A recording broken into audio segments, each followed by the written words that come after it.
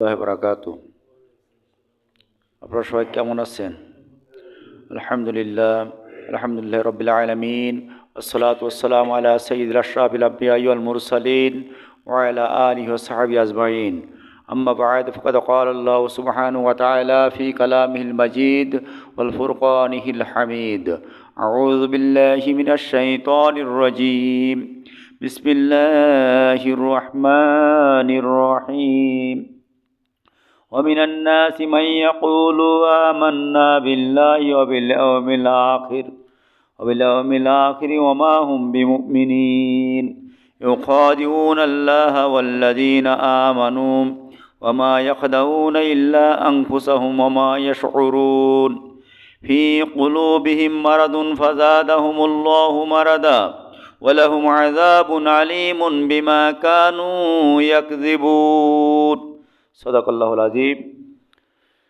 সর্বপ্রথম সেই মহান মুনিবের দরবারে লাখ কোটি শুকরিয়া আদায় করি যে মহান রব্বুল আলামিন দুনিয়ার সমস্ত কাজ থেকে ফারেক করে আজকের এই পবিত্র জুমার দিনে জুমার নামাজ আদায় করার উদ্দেশ্যে জুমার পূর্ব মুহূর্তে মসজিদে সমবেত হয়ে আমলের নিয়তে কিছু কথা বলার এবং শোনার তৌফিক যে মুনিব দান করলেন, ওই মহান মুনিবের দরবারে শুকরিয়া আদায় করি। সবাই বলে আলহামদুলিল্লাহ। দুরূদ সালাম পাঠ করে মানবতার মুক্তির দিশারি সাইয়্যিদুল মুরসালিন আশরাফুল আম্বিয়া খাতামুন নবীন মুরুদুল আল বিশ্বনবী মুহাম্মদুর রাসূলুল্লাহ সাল্লাল্লাহু আলাইহি সাল্লাম। আমি আপনাদের সামনে মহাগ্রন্থ আল কুরআনুল কারীমের 2 নম্বর সূরা, সর্ববৃহৎ সূরা সূরাতুল বাকারা, এর থেকে 3টি আয়াতে মুকাদ্দাস তিলাওয়াত করেছি, 8, 9, 10। এরই আলোকে সংক্ষিপ্ত পরিসরে কিছু কথা বলবো ইনশাআল্লাহ। এই সূরাটা বিশ্বনবী সাল্লাল্লাহু আলাইহি সাল্লামের মাদানী জীবনে অবতীর্ণ। এই সূরার ভিতরে আয়াত আছে 286টি, রুকু আছে 40টি।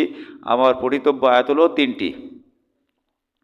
আয়াত থেকে আলোচনার প্রারম্ভে দোয়া করি এবং শ্রদ্ধাভরে স্মরণ করি যারা 1952 সনের ভাষা আন্দোলনে অংশগ্রহণ করে চলে গেছেন, 1971 সনের দেশমাতৃকার স্বাধীনতা যুদ্ধে অংশগ্রহণ করে চলে গেছেন এবং 2024 সালের 5ই আগস্ট পর্যন্ত এই দেশকে নতুন স্বাধীনতায় রূপায়িত করার জন্য মঞ্চে আন্দোলন করে যারা চলে গেছেন, 3 দলের ভিতর থেকে যারা ঈমান নিয়ে চলে গেছেন তাদের জন্য দোয়া করি। আল্লাহ রাব্বুল আলামিন তাদেরকে শহীদ হিসেবে কবুল করে নিক, সকলে বলেন আমিন।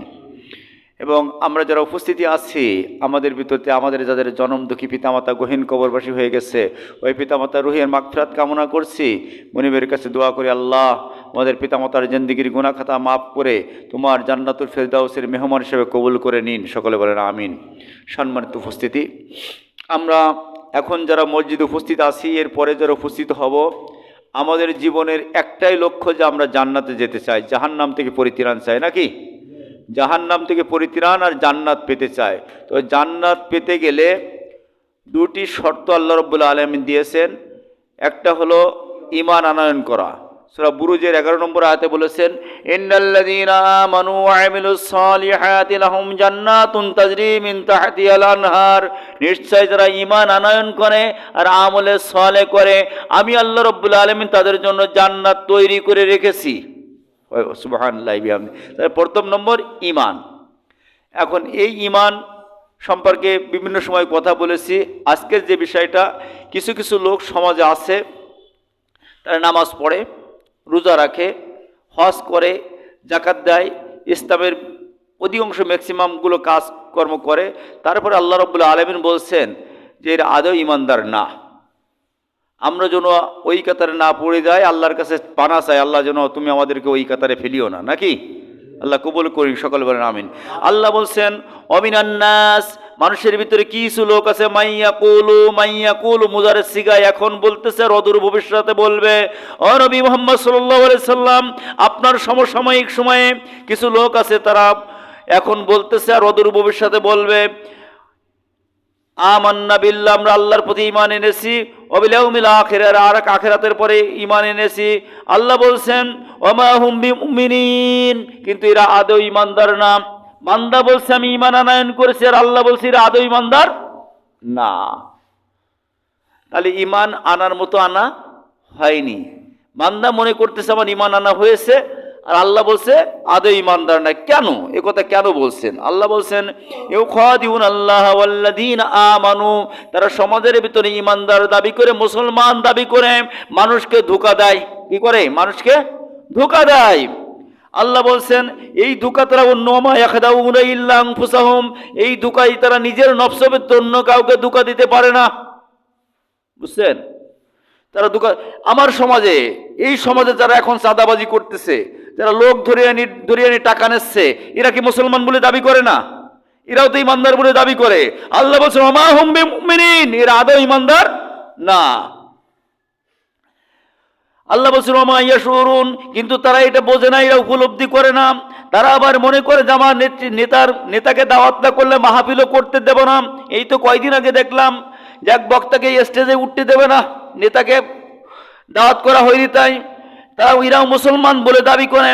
তাফসির মাহফিলে তো গান হয় না, বাজনা হয় না।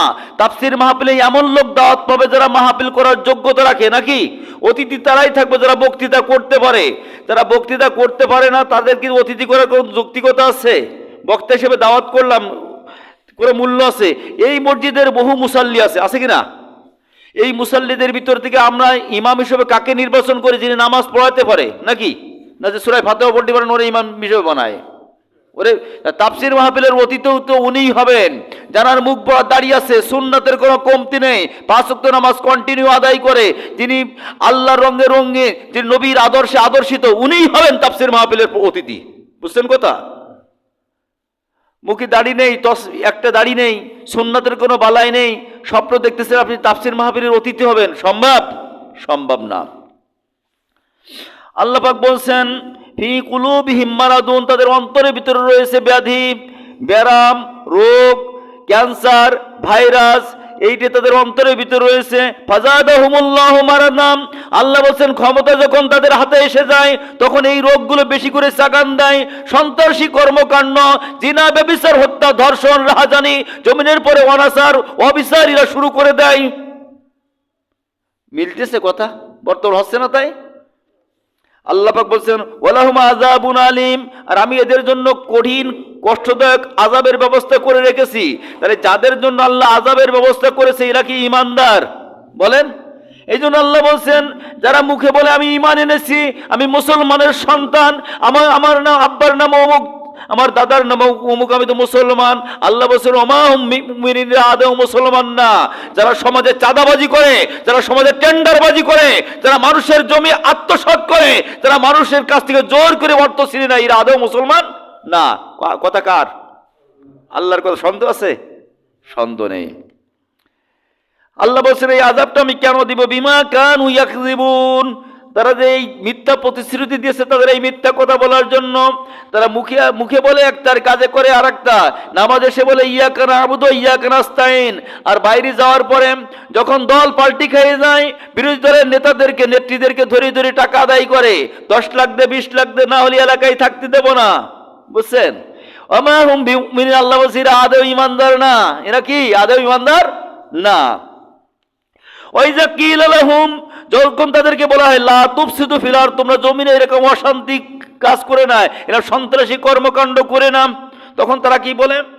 ক্বালু ইন্নামা নাহনু মুসলিহুন, বলে আমরা তো শান্তি স্থাপনকারী, আমরা সমাজের দায়িত্বশীল, আমরা সমাজের নেতা, আমরা শান্তি স্থাপনকারী। আসলে কি এর দ্বারা শান্তি হয়? এর দ্বারা শান্তি হয় না। আল্লাহ বলছেন আলা ইন্নাহুম হুমুল মুফসিদুন ওয়ালাকিন লা ইয়াশউরুন, প্রকৃতপক্ষে এরাই হলো সমাজের ভিতরে সন্ত্রাসী কর্মকাণ্ডকারী, এরাই হলো প্রকৃত সন্ত্রাসী। মুফসিদ মানে সন্ত্রাসী, ফ্যাসাদকারী, এরাই হলো সমাজের অশান্তি সৃষ্টিকারী। ওয়ালাকিন লা ইয়াশউরুন, কিন্তু তারা এটা উপলব্ধি করে না, তাদের এই সম্পর্কে কোনো অনুভূতি নেই যে আমি যে অপকর্ম করতেছি, মানুষকে ধরে নিয়ে তাদের কাছ থেকে বলছি যে 15 লক্ষ টাকা না দিলে তুই এলাকায় থাকতে পারবি না, 10 লক্ষ টাকা না দিলে তুই থাকতে পারবি না, এই যে জুলুম করতেছি, এটা তারা অনুভূতি নেই, এই অনুভূতি তাদের নেই। আল্লাহ পাক বলছেন ওয়াইযা কিলা লাহুম আমানু কামা আমানান নাস, আর যখন তারা বলে যে অন্য যে দল আছে ওরা যেমন ঈমান এনেছে ওইরা তোমরা ঈমান আনো, ওরা তো সাধারণ ক্ষমা করে দিচ্ছে, ওই রকম সাধারণ ক্ষমা করতে শেখো, মানুষকে ভালোবাসতে শেখো, মানুষকে বুকে আলিঙ্গন করো। তখন তারা কি বলে? ক্বালু আনুমিনু কামা আমানাস সুফাহা, আমরা কি ওই সমস্ত নির্বোধ লোক বোকাদের মতো ঈমান আনবো? বুঝছেন কথা? ওরা তো বোঝে না তাই প্রতিশোধ নেয় না, ওদের মতো আমরা ঈমান আনবো? আমার এত লক্ষ টাকা মামলায় খরচ করাইছে, টাকা ওর কাছ থেকে নেব না। বোঝেন কথা? আল্লাহ কিন্তু কোরআন আজ থেকে 1400 বছর আগে নাজিল করেছে। এখন নাজিল করেছে কি? আল্লাহর জানা আছে কিয়ামত পর্যন্ত জমিনে কি ঘটবে। আলা ইন্নাহুম হুমুস সুবাহা ওয়ালাকিন লা ইয়ালামুন। আল্লাহ বলেন প্রকৃতপক্ষে নির্বোধ হলো এরাই, প্রকৃতপক্ষে বোকা হলো এরাই যারা, কিন্তু তারা এগুলো জানে না। এরা কি করেন? এগুলো জানে না।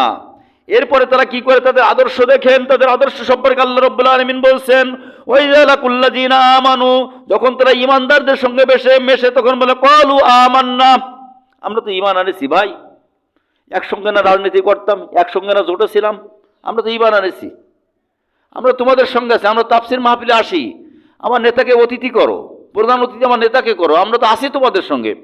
এরপর আবার কি করে? ভাই যা খালাউলা শাইতানিহিম, যখন টেন্ডার বা সাদাবাজ লোকদের সঙ্গে মেশে, যখন দুষ্কৃতকারী লোকদের সঙ্গে মেশে, তখন তারা বলে ক্বালু ইন্না মাআকুম, আমরা তোমাদের সঙ্গে আছি, 20 লাখ দিছিস ভাগ দে, ঘর দখল করে এই 12 লাখ দিছিস ওতে ভাগ দে, আমি তো তোদের সঙ্গে আছি। বুঝছেন? ক্বালু ইন্না মাআকুম ইন্নামা নাহনু মুস্তাহজিউন, আমরা তো হুজুরকে সঙ্গে গেলাম একটু তামাশা করতি, ঠাট্টা করতি, হুজুরের সাথে জোট করিলাম শুধুমাত্র সরকার পতনের জন্যই, আর তো সব আমাদের ঠিক আছে। আলা ইন্নাহুমুল মুস্তাহজিউন, হুজুরদের সঙ্গে গেলাম একটু তামাশা করতি, রং তামাশা করতি, খেল তামাশা করতি, সরকার পতনের জন্য, বাতিল শক্তিকে দূরীভূত করার জন্য, করেই তো আমরা এখন ক্ষমতায় আছি। বুঝছেন? কতশো বছর আগে নাজিল করেছে কোরআন আল্লাহ? 1400 বছর আগে। 1400 বছর আগে আল্লাহ বলছেন আল্লাহু ইয়াস্তাহজিউ বিহিম ওয়া ইয়ামুদ্দুহুম ফি তুগয়ানিহিম ইয়ামাহুন। আল্লাহ বলছেন আমি একটা দড়ি ঢিল দিছি। কি করলাম? দড়ি ঢিল দিছি। এরপরে আমার কাছে কিন্তু ধরা আছে, আমার কাছে ধরা আছে, আমি কঠোরভাবে এদেরকে ধরবো, এদেরকে ধরে আমার আদালতে বিচার করব, ময়দানে মহাশরে আমি বিচার করব। তাহলে বান্দা বলে আমি ঈমান আনয়ন করছি, আর আল্লাহ বলছে আদৌ ঈমানদার না। তাহলে আল্লাহর দরবারে যদি ঈমানদার বলে গণ্য না হয়, জান্নাত কি হবেন বলেন? হবে? আল্লাহর আদালতে ময়দানে মহাশরের দিনে যদি ঈমানদারের যে গেজেট থাকে, ওই গেজেটে যদি আপনার ঈমানদার হিসেবে আপনার নাম না থাকে, পরপরে নাজাত কিন্তু মিলবে না। মিলবে? পরপরে নাজাত কিন্তু হবে না। পরপরে নাজাত হতে গেলে দুটি কাজ আপনাকে করতে হবে, নির্ভেজাল ঈমানদার হতে হবে, আর নির্ভেজাল আমলে সলে করতে হবে। ভেজাল আমল না, নির্ভেজাল ঈমানদার হতে হবে।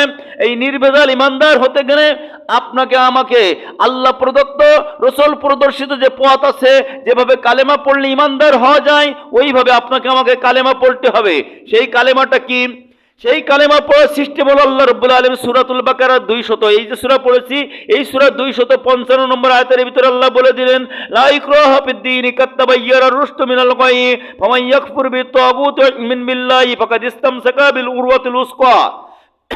আল্লাহ বলেন কোন মানুষকে জবরদস্তি করে ধরি বান্দানি কালেমা পড়ানোর দরকার নেই। যদি কোনো বান্দা স্বেচ্ছায় ঈমানদার হতে চায়, তাহলে সে যেন তাগুতকে অস্বীকার করে, তাগুতকে অস্বীকার করে কালেমা পড়ে, অর্থাৎ বামপন্থী রাজনীতি, আল্লাহ বিরোধী যত আইন আছে সমস্ত আইনকে বাদ দিয়ে যেন সে কালেমা পড়ে। বুঝছেন কথা? কোরআনের আইনের পরিবর্তে যে দলগুলো আছে, যে দলগুলো কোরআনের আইন দিয়ে রাষ্ট্র পরিচালনা করতে চায় না, ওই দলগুলো সমস্ত দল হলো তাগুতি দল। সমস্ত দল কি? তাগুতি দল। ওই তাগুতি দলকে অস্বীকার করে আল্লাহ রাব্বুল আলামিন কালেমা পড়তে বলেছেন। বুঝছেন কথা? আল্লাহ রাব্বুল আলামিন কালেমা পড়তে বলেছেন। পৃথিবীর বুকে আল্লাহ রাব্বুল আলামিন বলছেন আমি যত নবী পাঠিয়েছি, যত রাসূল পাঠিয়েছি, সমস্ত রাসূলের জন্য একই দাওয়াতের মিশন দিয়েছি। একটা হলো নি'বুদুল্লাহ ওয়াজতানিবুত তাগুত। প্রথম নম্বর হলো তোমরা হলো আল্লাহর গোলামি করবে, জীবনভর আল্লাহর গোলামি করবে। আর 2 নম্বর হলো তাগুতের সঙ্গে যুদ্ধ ঘোষণা করবে। তাগুতের সঙ্গে কি করবে? যুদ্ধ ঘোষণা করবে। এই তাগুতের সঙ্গে যারা যুদ্ধ ঘোষণা করে, তাগুতকে বাদ দিয়ে, তাগুতকে অস্বীকার করে, তাগুতের সঙ্গে বিদ্রোহ ঘোষণা করে যারা কালেমা পড়বে, তাদের দাওয়াতি কাজ হলো এক দফা। তাদের দাওয়াতি কাজ কয় দফা? তাদের দাওয়াতি কাজ হলো এক দফা। আল্লাহ রাব্বুল আলামিন কালামে পাকের ভিতরে সূরা নিসার 74 নম্বর আয়াতের ভিতরে বলে দিলেন আল্লাযীনা আমানু ইউকাতিলুনা ফি সাবিলিল্লাহ যারা ইমানদার এরা হলো যুদ্ধ করবে, সংগ্রাম করবে আল্লাহর জমিনে আল্লাহর দিন কায়েমের জন্য, আল্লাহর জমিনে আল্লাহর দিন কায়েমের জন্য, কোরআনের রাজ কায়েমের জন্য, কোরআনের হুকুমত কায়েমের জন্য। মানব রচিত যে আইন আছে ওই আইনকে পদদলিত করে কোরআনের পতাকাকে, কোরআনের আয়াতকে সমুন্নত করার জন্য রাজপথে জীবন দেবে, ফাঁসির মঞ্চে চড়বে, রক্ত দেবে, জান দেবে, মাল দেবে, ক্রস ফায়ারে যাবে, ডান্ডা বেড়ি পড়বে, আমৃত্যু কারাবরণ করবে। বুঝছেন? আল্লাযীনা ইউকাতিলুনা ফী সাবিলিল্লাহ, আল্লাযীনা আমানু ইউকাতিলুনা ফী সাবিলিল্লাহ, যারা ঈমান আনয়ন করবে। ওয়াল্লাযীনা কাফারু ইউকাতিলুনা ফী সাবিলিত তাগুত, আর যারা কুফরি করবে তারা হলো তাগুতের আইন প্রতিষ্ঠার জন্য সংগ্রাম করবে। যারা কোরআনের আইন চায় না, যারা ব্রিটিশ আইন দিয়ে দেশ পরিচালিত করতে চায়, এদের সঙ্গে থেকে ওই ইমানদারদের বিরোধিতা করবে। আল্লাহ রাব্বুল আলামিন বলেন ফাকাতিলু আউলিয়াশ শাইতান, আল্লাহ বলছে তোমরা যুদ্ধ করো এই শয়তানের ভাই যারা আছে, শয়তানের দোসর যারা আছে, শয়তানের বন্ধু যারা আছে, এদের বিরুদ্ধে যুদ্ধ করো, মানে ওই তাগুতি শক্তির বিরুদ্ধে যুদ্ধ করো। ইন্নাশ শাইতানা কানা দাঈফা, আল্লাহ বলছেন নিশ্চয় শয়তানের চক্রান্ত অত্যন্ত দুর্বল। শয়তানের চক্রান্ত কি? অত্যন্ত দুর্বল। তাহলে এদের বিরুদ্ধে আমাদের কি করতে বলেছে? আল্লাহ যুদ্ধ করতে বলেছে, সংগ্রাম করতে বলেছে। যদি এই সংগ্রাম আমরা করতে না পারি, যদি এই সংগ্রাম আমরা না করি, তবে কিন্তু ইমানদার হওয়া যাবে না, ইমানদার হওয়া যাবে না। আপনি যদি যতই দাবি করেন আমি ইমানদার, আল্লাহ বলছেন আমা হুম বিমুমিনিন, এরা আদৌ ইমানদার না। ইমানদার যিনি হবেন তিনি আমার আইন, আল্লাহ প্রদত্ত রসুল প্রদর্শিত বিধানকে সমাজে প্রতিষ্ঠার জন্য জীবন দেওয়ার জন্য প্রস্তুত থাকবে। আল্লাহ প্রদত্ত রসুল প্রদর্শিত আদর্শ রান্নাঘর থেকে শুরু করে পার্লামেন্ট পর্যন্ত সব সেক্টরে মেনে নেবে, আংশিক মানবে না।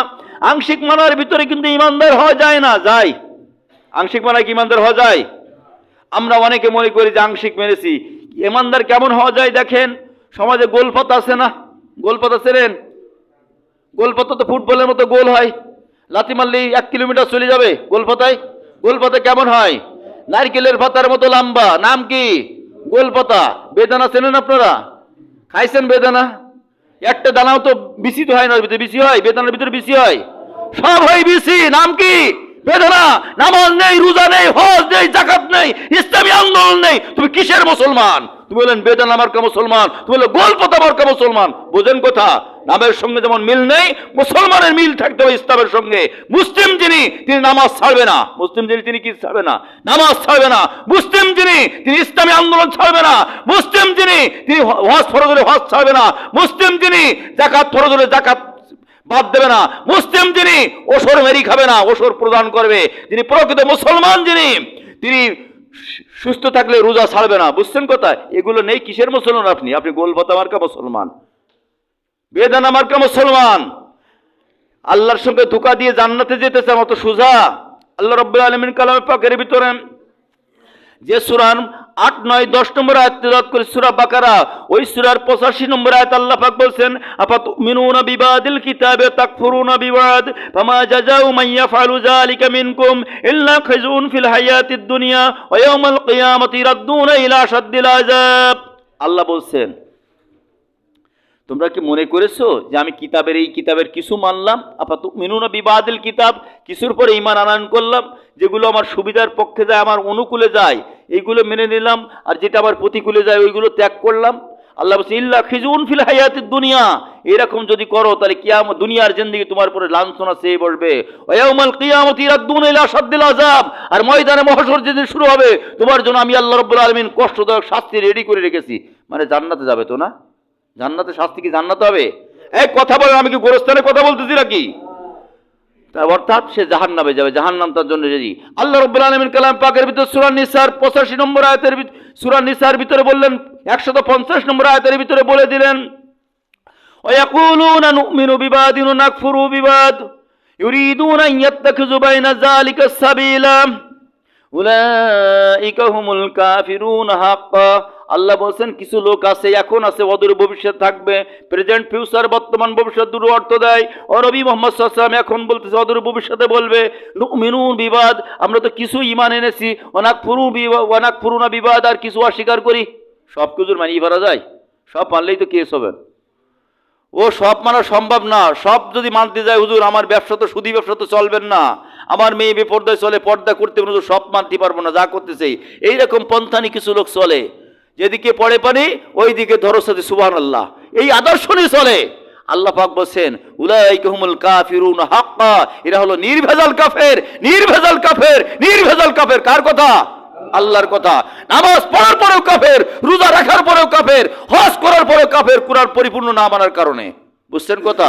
না মানার চেষ্টা না থাকার কারণে। এই জন্য কোরআন শরীফকে আপনাকে আমাকে পরিপূর্ণ মানতে হবে, সমাজে প্রতিষ্ঠার আন্দোলন করতে হবে। আল্লাহ রাব্বুল আলামিন সূরা ইউসুফের 106 নম্বরের ভিতরে 6 নম্বর আয়াতের ভিতরে বলছেন ওয়ামা ইউমিনু আকসারুহুম বিল্লাহি ইল্লা ওয়া হুম মুশরিকুন। ওয়ামা ইউমিনু আকসারুহুম, বেশি সংখ্যক লোক তারা ঈমান আনে, ঈমানদার বলে দাবি করে, ওয়া হুম মুশরিকুন, কিন্তু তাদের ভিতরে মুশরিকির খাসলাত রয়েছে। মুশরিকের খাসলাত রয়েছে, আল্লাহ রসুল থেকে নামাজ নেছে, আল্লাহ রসুল থেকে রোজা নেছে, আল্লাহ রসুল থেকে হজ নেছে, আল্লাহ রসুল যাকাত নেছে, আল্লাহ রসুল থেকে অর্থনীতি নিতে পারে নাই, অর্থনীতি নিয়েছে আব্রাহাম লিঙ্কন থেকে, সুদ ভিত্তিক পরিবার নীতি নিয়েছেন অং সং সুচি থেকে, বেহায়াপনা রাজনীতি নিয়েছেন মিস্টার ইবলিস থেকে, নিয়ে তারা চলতেছে, আল্লাহ রসুল থেকে এগুলো নিতে পারে নাই, না পারার কারণে এরা ইমানদার না। কে বলছেন? আল্লাহ বলছেন। আল্লাহ বলছেন সন্দেহ হয় কোনো আল্লাহর কথা? সন্দেহ হয়? আল্লাহ রাব্বুল আলামিন বলছেন যালিকাল কিতাবুল লা রাইবা ফি, এই এমন একটা কিতাব যে কিতাবের ভিতরে কোনো সন্দেহ নেই। পৃথিবীর মুখে যত দার্শনিক, যত সাহিত্যিক, যত লেখক, যত কবি বই রচনা করেছেন, কাব্য রচনা করেছেন, তারা তার প্রথমে লিখেছেন যে যদি কোনো ভুল পান আমাদেরকে জানালে পরবর্তী সংস্করণে ঠিক করে দেওয়া হবে, বলে লেখে না? লেখে। কিন্তু একটা মাত্র কিতাব পৃথিবীর বুকে, যে কিতাবের ভিতরে যিনি লিখেছেন উনি চ্যালেঞ্জ করেছেন এই কিতাবের ভিতরে কোনো সন্দেহ নেই, এই কিতাবের ভিতরে সন্দেহ নেই। ওই কিতাবটা হলো মানুষের সঠিক পথের দিশা, ওই কিতাবটাই হলো জাহান্নামী মানুষকে জাহান্নামের পথ থেকে বের করে জান্নাতে নিয়ে যাওয়ার কিতাব, ওই কিতাবটাই হলো মুসলমানদের সংবিধান, ওই কিতাবটা হলো রাষ্ট্র পরিচালনার সংবিধান। যতক্ষণ পর্যন্ত ইমানদার ব্যক্তি ওই কিতাবকে সংবিধান মেনে না নিতে পারবে ততক্ষণ সে পরিপূর্ণ ইমানদার হবে না। আল্লাহ বলছেন যে এরা বলবে যে আমরা ইমানদার, মুখে বলবে ইমানদার, অমিনান নাসি মান ইয়াকুলু আমান্না বিল্লাহি ওয়া বিল ইয়াউমিল আখির ওয়া মা হুম বিমুমিনিন, তারা বলবে যে আল্লাহ আমি ঈমান আনয়ন করেছি। আল্লাহ বলছে ও আদৌ ইমানদার না। কাবা ঘরে যাবে, তওয়াফ করবে, বলবে লাব্বাইক আল্লাহুম্মা লাব্বাইক, ও আল্লাহ আমি তোমার কাবা ঘরে উপস্থিত হয়েছি, আমার হাজিরা কবুল করো। আল্লাহ বলবে লা লাব্বাইক ওয়ালা সাদাইক, আমি তোর উপস্থিতি গ্রহণ করলাম না, তার কারণ তুই যে টাকা দিয়ে হজ করতে আসছিস, বিমানের টিকিট যে টাকা দিয়ে করেছিস ওটা ছিল সুদের টাকা, ওটা ছিল সুদের টাকা। তুই যে টাকা দিয়ে হজ করতে আসছিস ওই টাকা ছিল রাস্তার ইট চুরি করা টাকা, 555 বস্তা করোনার চাল চুরি করা টাকা, ভাই রাইস মিলে যে 1200 বস্তা চাউল চুরি হয়েছে ওই চাউলের অংশ, ও আমি কবুল করলাম না। লা লাব্বাইক ওয়ালা সাদাইক, আমি ওটা কবুল করলাম না। তাহলে আল্লাহ যদি কবুল না করে কপাল কি পুলটি আর বাকি থাকবে? বলেন, কপাল পুলটি কিন্তু আর বাকি থাকবে না। এই জন্য নামাজ যেমন ফরজ, রোজা যেমন ফরজ, হজ যেমন ফরজ, যাকাত যেমন ফরজ, বাড়িতে পর্দাও এরকম ফরজ। ওইরকম কি ফরজ? আল্লাহর জমিনে আল্লাহর দিন কায়েম করা মনে হয় নফল, ফরজ ওটা ফরজ। তাহলে ফরজ জানার পরে যদি কোনো ব্যক্তি ফরজকে অস্বীকার করে চলে, ও তো বড় ইমানদার বলে মনে হয় নাকি? ইবলিস আল্লাহর কয়টা আইন অমান্য করেছে বলেন তো? একটা আইন অমান্য করেছে। আল্লাহ রাব্বুল আলামিন কালামে পাকের ভিতরে বলছেন, আল্লাহ রাব্বুল আলামিন কালামে পাকের ভিতরে বলছেন আনাকিমুদ্দিন ওয়া লা তাতাফাররাকু ফি, তোমরা আমার জমিনে আমার দিন কায়েম করে এতে কোনো মত পার্থক্য করে না। আর এই দিন কায়েমের শপথ নিয়ে কালেমা পড়ো, এই দিন কায়েমের শপথ দিয়ে যারা কালেমা পড়বে এরাই হলো প্রকৃত ইমানদার। এরাই কি প্রকৃত ইমানদার। আর দিন কায়েমের শপথ নিয়ে কালেমা না পড়ে যদি আপনি এমনি দিন কায়েমের শপথ না নেন, না নিয়ে কালেমা পড়েন, তাহলে আপনার সম্পর্কে আল্লাহ পাক বলছেন যে আপনি ইমানদারকে ধোঁকা দিচ্ছেন। ইউখাদিউন আল্লাহ, আমি আল্লাহ আমাকে ধোঁকা দেয়, আল্লাহকে ধোঁকা দিচ্ছে, ইমানদারদের ধোঁকা দিচ্ছে। ওমা ইয়াখদাউনা ইল্লা আনফুসাহুম, কিন্তু এই ধোঁকার দ্বারা নিজে ছাড়া আর কাউকে ধোঁকা দিতে পারে না। এই জন্য কত সময় হায়াত আছে জানি না, কখন মালাকুল মউত চলে আসবে কাছে জানি না। আর মরার পরে তো নামাজ একসাথে 6 ওয়াক্ত পড়া যাবে? রোজা 30টি জায়গায় 40টি রাখা যাবে না। বেশি বেশি করে ভালো আমল করা যাবে না। মরার পরে কিন্তু আর কিছু করার সময় নেই, এখনই তওবা করে ফিরে আসতে হবে। এখনই তওবা করে কি করতে হবে? ফিরে আসতে হবে। পারবো তো ইনশাল্লাহ? যদি ফিরে আসতে পারি তবেই আপনার আমার জন্য জান্নাতুল ফেরদাউস অপেক্ষা করতেছে। আর যদি ফিরে না আসতে পারি তাহলে কিন্তু হবে না। হবে? ফিরে না আসতে পারলে জাহান্নাম রেডি, ফিরে আসতে পারলে সঠিক পথে ফিরে আসতে পারলে জান্নাত রেডি। ওই যে গ্রাম্য ভাষায় বলে না, যদি মানলে তাল গাছ আর না মানলে ঝাল গাছ। না মানলে কি? ঝাল গাছ। ঝাল খেতে মিষ্টি লাগে, একসঙ্গে 100 গ্রাম সবাই খেতে পারবেন তো? খাওয়া যাবে না। যদি মানেন তাহলে তাল গাছ উঁচু জায়গা জান্নাত, আর যদি না মানেন তাহলে ঝাল গাছ যন্ত্রণা বই জাহান্নাম। কুরআন আইন মানলেই জান্নাত, আর কুরআন আইন না মানলেই জাহান্নাম। আল্লাহ প্রদত্ত রসুল প্রদর্শিত বিধান মানলেই রসুল হলো শাফাতকারী, সুপারিশকারী। আর যদি না মানেন রসুল কিন্তু সুপারিশ করবে না। ময়দানের মহাশরে বলবেন সুকান লিমান গাইয়ারা মিন বাদি, দূর হয়ে যাবার কাছ থেকে সরে যা, তুই তো সুরাতে মুসলমান ছিলি, সিরাতে মুসলমান ছিলি না। আল্লাহ পাক কালামে পাকের ভিতরে সূরা হাজাবের ভিতরে বলে দিয়েছেন 21 নম্বর আয়াতের ভিতরে, লাকাদ কানা লাকুম ফি রাসূলিল্লাহি উসওয়াতুন হাসানা, সকল ক্ষেত্রে আমার উসওয়া, আমার সিরাত মেনে নেওয়ার কথা। তুই তো সব জায়গায় মানিসনি, আংশিক জায়গায় মেনেছিস, দূর হয়ে যা আমার থেকে। তা আল্লাহ রসুল যদি সেই দিন সুকান বলে ত্রায় দেয়, আশ্রয় কি আর কোনো জায়গায় পাওয়া যাবে? যাবে না। এই জন্য আসুন যত সময় হায়াত আছে তওবা করে ফিরে আসি। আল্লাহ প্রদত্ত রসুল প্রদর্শিত পথে যদি ফিরে আসতে পারি তবেই আল্লাহ রাব্বুল আলামিন আপনার আমার জিন্দিগির গুনাহ খাতা মাফ করে দেবেন। শুধু মাফ না, আপনার আমার বিগত জিন্দিগির যে গুনাহ আছে ওই গুনাহগুলো আল্লাহ রাব্বুল আলামিন সওয়াব দ্বারা পরিপূর্ণ করে দেবেন।